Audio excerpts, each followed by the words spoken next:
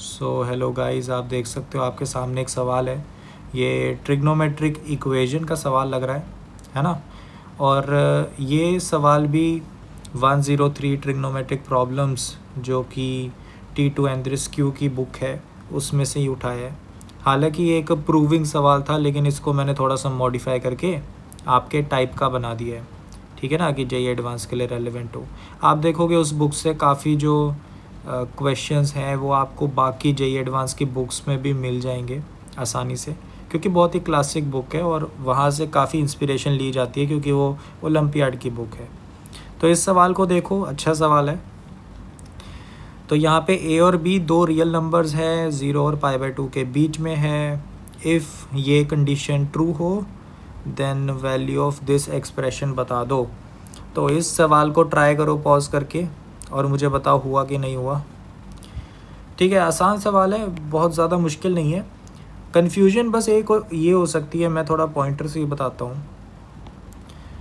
देखो यहाँ पे कन्फ्यूजन क्या होगी कि ए और बी दो अलग अलग वेरिएबल्स हैं यहाँ पर ना। समझ पा रहे हो? समझ पा रहे हो कि नहीं समझ पा रहे? कि अलग अलग वेरिएबल्स हैं, तो इनको कैसे डील करा जाएगा। एक ही इक्वेशन है, ठीक है ना, एक ही इक्वेशन है, इसको कैसे डील करें, कैसे करें इसको सॉल्व। तो ये एक बड़ा ही इंटरेस्टिंग क्वेश्चन है। चलो इसको करते हैं सॉल्व। पहले तो मैं आपको एक डायरेक्ट इसका सोल्यूशन बताता हूँ, ठीक है, ताकि थोड़ा सा इंटरेस्ट बने। फिर हम इसका एक रिग्रेस प्रूफ करेंगे, ठीक है ना, कैसे होता है।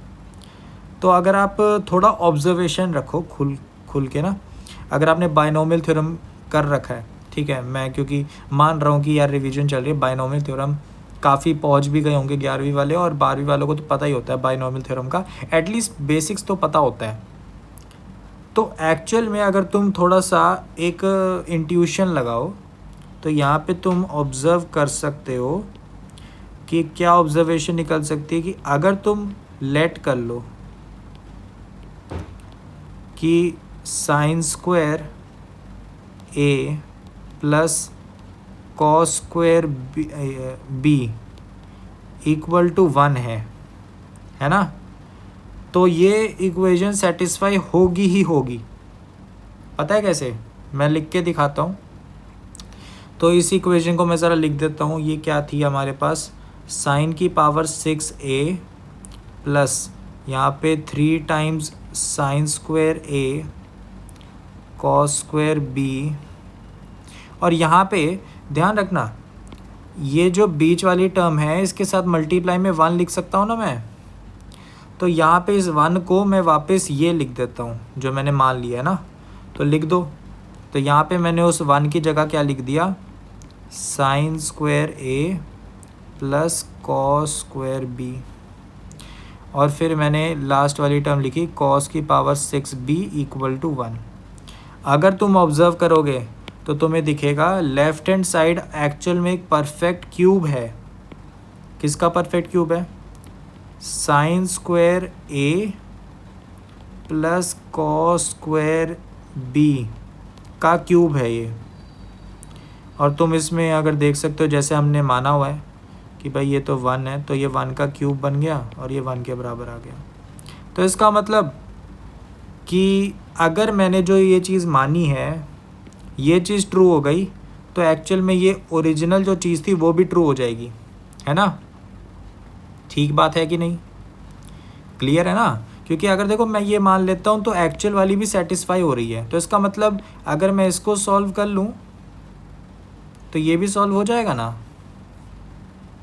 ठीक बात है कि नहीं? ठीक बात है, आसान है ना। बस तो हमने ये चीज़ मान ली थी, अब इसे मानी हुई चीज़ से आंसर आ जाएगा कि भाई हमने माना क्या है कि sine square a plus cos square b 1 है। तो ये तो तभी पॉसिबल है इफ़ एंड ओनली इफ़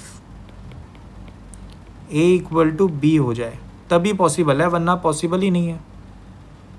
ठीक है, तो a और b बराबर होने ही होने चाहिए।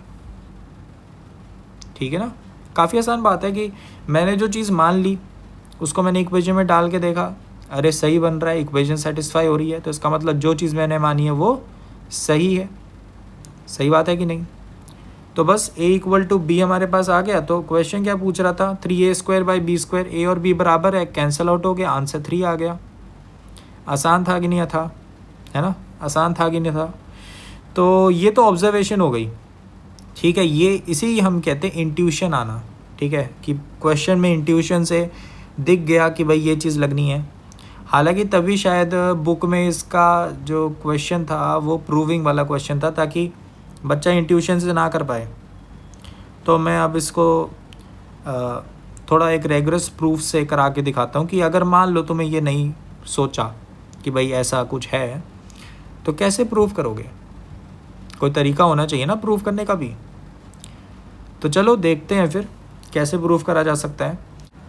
तो थोड़ा सा दिमाग लगाने पे तुम्हें आइडिया लग जाएगा।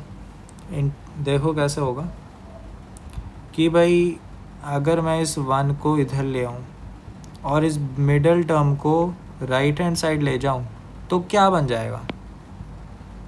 हमारे पास बन जाएगा sin 6a plus cos 6b -1 equal to -3 sin square a cos square b।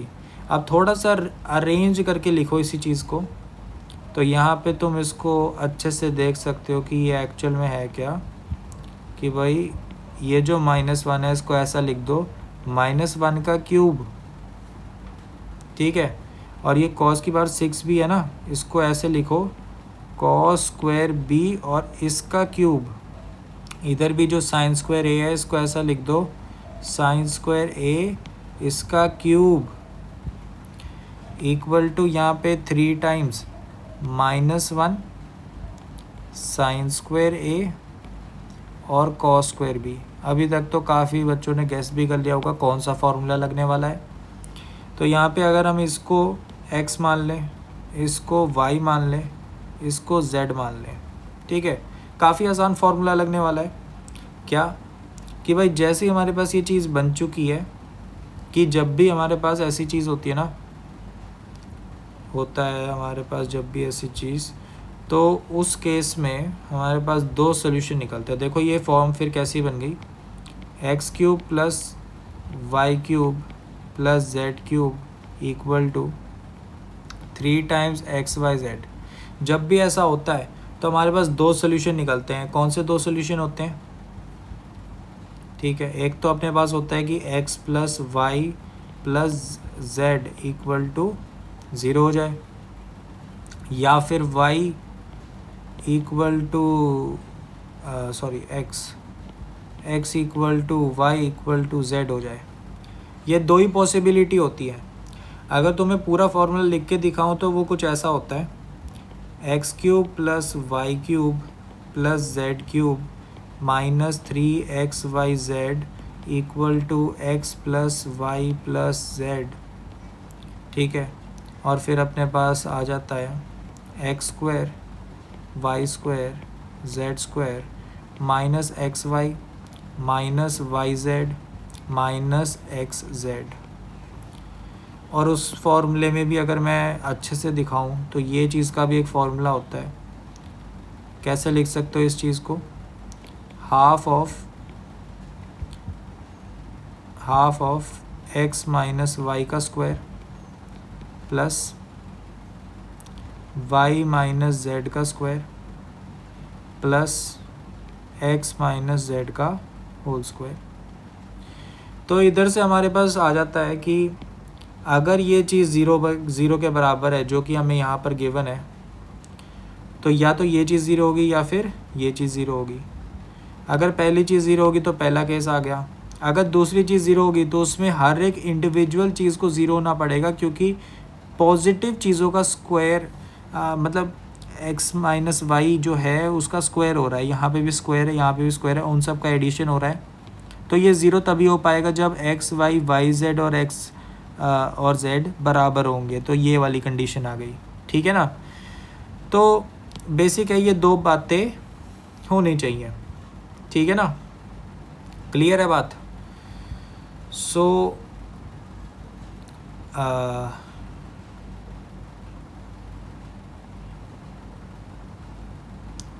ठीक है, तो यहाँ पे अपने पास आ जाता है कि भाई X plus Y plus Z अगर ज़ीरो है, ठीक है, X plus Y plus Z अगर ज़ीरो है तो यहाँ से तो हमारे पास यही आ गया sine square A cos square B minus one equal to zero. तो इसका तो हम ऑलरेडी कर चुके थे, तो इधर से ए इक्वल टू बी आ जाता है। लेकिन जो दूसरा वाला है X equal to Y equal to Z, तो उस केस में क्या आता है कि भाई साइन स्क्वायर ए, ठीक है, sine square A equal to cos square B equal to minus one हो जाए। ये तो पॉसिबल ही नहीं है। क्यों? क्योंकि साइन स्क्वायर ए नेगेटिव नहीं हो सकता और कॉस स्क्वायर बी भी नेगेटिव नहीं हो सकता, ठीक है, क्योंकि स्क्वायर कर दिया ना, पॉजिटिव बन गया, नेगेटिव वन कैसे हो जाएगा।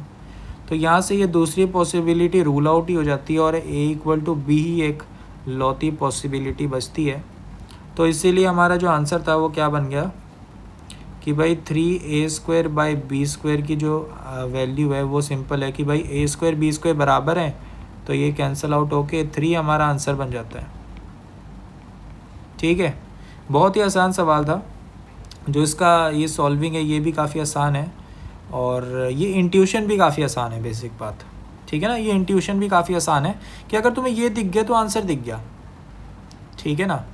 बाकी मैंने देखा था टेलीग्राम चैनल पे एक बच्चे ने सॉल्व किया था। उसने सिंपल क्या करा, उसने एक्स और ए और बी की वैल्यू π/4 ले ली थी, ठीक है ना। तो उसने मिनिमम मिडल वैल्यू ले ली 0 और π/2 की और उस पर चेक कर लिया, उस पर ही सेटिस्फाई हो रही थी इक्वेशन, तो उसने काट के आंसर 3 लिख दिया। तो वो भी सही है। उसने बेसिक बात क्या करी, इससे भी स्पेशल केस ले लिया कि ए और बी बराबर उसने ले लिया स्पेशल कि भाई π/4 डाल के देख लेता हूँ, अगर सेटिस्फाई कर रहा है तो आंसर वैसे ही दे दूंगा। तो इससे कहते हैं हम फिक्सिंग द वेरिएबल, ठीक है ना, कि ए और बी हमारे वेरिएबल थे, उसने उसको फिक्स कर दिया और आंसर निकाल लिया। वो एक अच्छी टेक्निक है, लेकिन जैसा कि तुम्हें पता है तो एग्ज़ामिनर को भी पता है कि बच्चे ऐसी टेक्निक यूज़ कर सकते हैं। तो बहुत ही ज़रूरी बात है कि आप पूरी चीज़ आपको आनी चाहिए।